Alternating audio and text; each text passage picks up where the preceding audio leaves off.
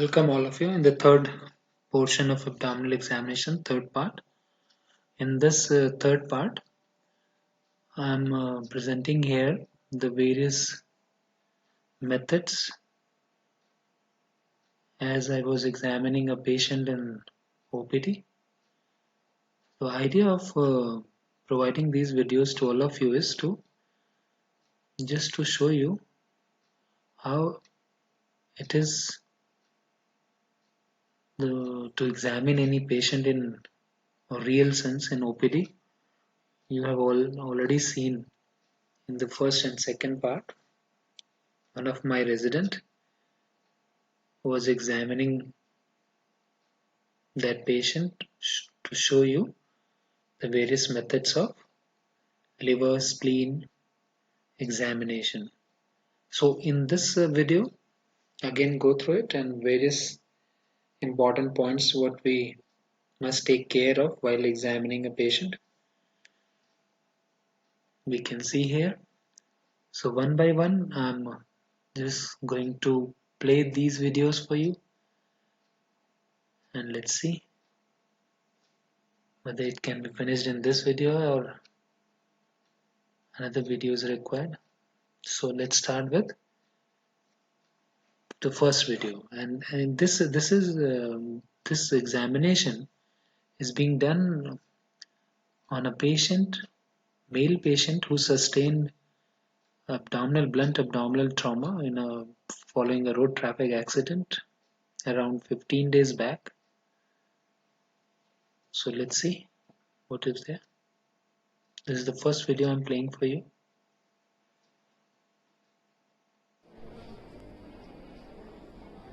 We must expose the patient from the upper end at the level of bilateral nipples and up to the mid-thigh ideally, but for the privacy purpose we are just taking it to the hypogastric region, and whenever required we can see the genitalia little bit. This is ASIS marking. Again this one is ASIS left side, this is right side, and just about 5 centimeter behind it for this iliac test there is iliac tubercle marking, and this one is the left side iliac tubercle.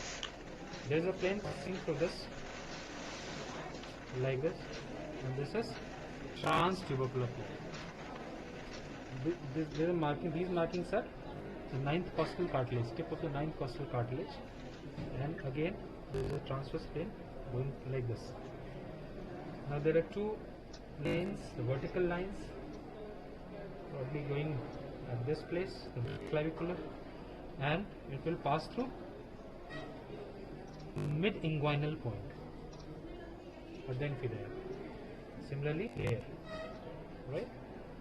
So practically speaking, we are having 9 reasons. 9 reasons: right hypochondrium, right lumbar, right iliac fossa, epigastrium, umbilical, hypogastrium, left hypochondrium, left lumbar, and left iliac fossa. Now here you can see, you should never tell the finding like I can palpate the organs that is normally situated in the right hypochondrium, because right hypochondrium is almost subcostal, if you can see this quadrant, right? Similar is the case with the left hypochondrium. The importance of this, there are 2 points, mid-inguinal point and midpoint of the inguinal ligament. This is ASIS, and somewhere here is the pubic tubercle, and in the midline, if we are going to draw a line just below the umbilicus, the midline, the pubic symphysis is somewhat here. Distance between this ASIS and pubic symphysis and the midpoint of this is known as mid-inguinal point, whereas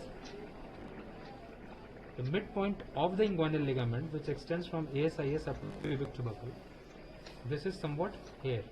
Somewhere it will be here, midpoint of the inguinal ligament, whereas mid-inguinal point will be somewhat here, medial to this, right? And this line will pass through mid-inguinal point, vertical line, and mid-clavicular. Okay. Now after. Okay. Fine. And now for these videos, I would like to thank Dr. Ritika and Dr. Jishan for helping me out. Then the second video I'm going to play. Your questions I can answer in during clinics, or we can compile here also. So first, just go through these videos one by one. During abdominal examination, he or she is having 9 reasons, but 4 quadrants. So question may be asked, how many quadrants are there in the abdomen? Answer is 4. How come 4? For quadrants, draw a line passing through the umbilicus like this. One vertical and one horizontal. This is right upper quadrant. This is right lower quadrant. Left upper quadrant and left lower quadrant. 4 quadrants, but 9 reasons. Abdominal reasons. Okay. Now, the first thing is that what is the difference between the examination of a thoracic region and abdominal region? As you all of you are well aware that any examination process contains 4 important things: inspection, palpation, percussion, and auscultation. Right? In thoracic, this is the usual scenario: inspection, palpation, percussion, and finally auscultation. Whenever you are examining the thorax or anywhere else, but in the abdomen, the scenario, the rule, or the chronological order you should follow, according to me, is first go for inspection, then auscultate the abdomen. Fine. Now the third video.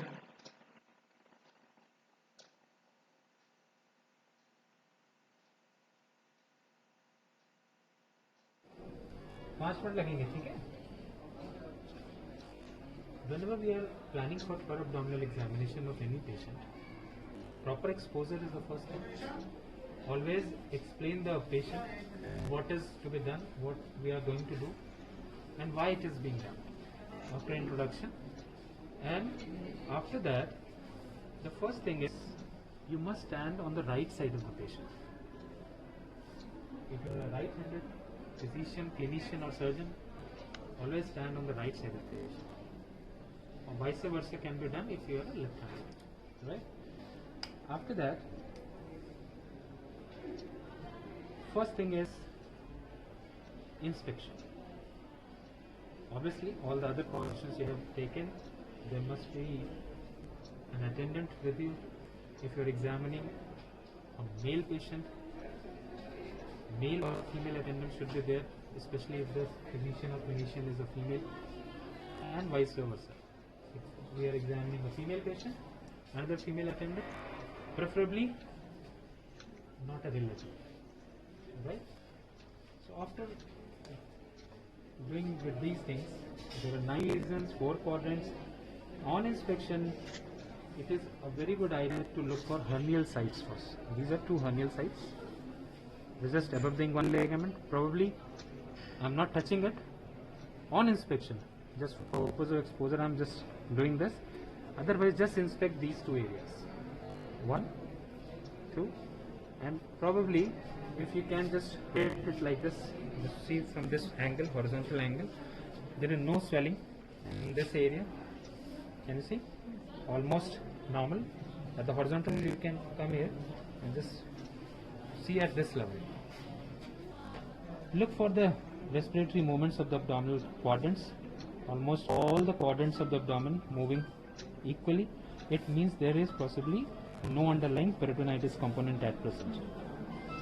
Right? After that, look for any other dilated veins around the umbilicus, any other lesions, any operative scar mark previously may be there, and all other findings you already know. I'm just, to make it short, just look for all the things, whatever that is given in any clinical textbook on inspection. Never forget to look over the hernial sites, right? And similarly, on inspection, Okay, So you have seen various videos, the examination methods in this one, and let's move on to the fourth part. Let's meet there. Thank you.